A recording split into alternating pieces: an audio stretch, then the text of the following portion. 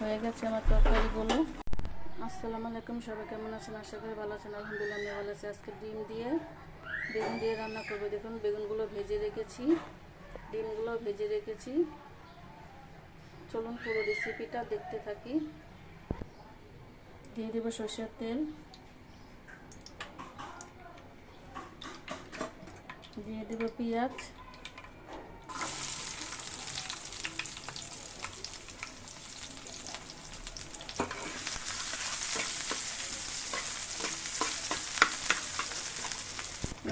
এখন দিয়ে দেবো লবণ,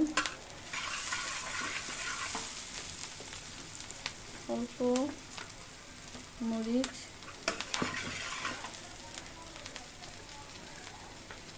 অল্প হলুদের গুঁড়ো,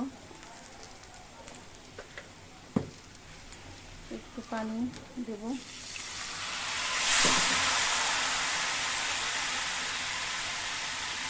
একটু আদা রসুন ভালো করে মশলাটি কষিয়ে নেব।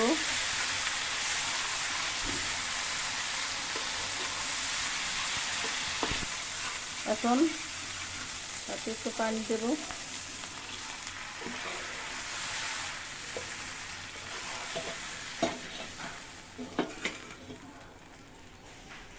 কাঁচামরিচ,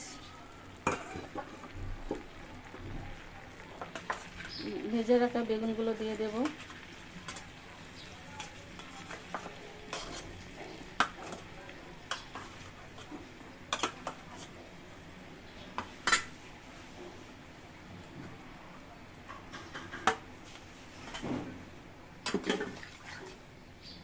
বেগুনগুলো ভালো করে একটু হালকা কষিয়ে নেব।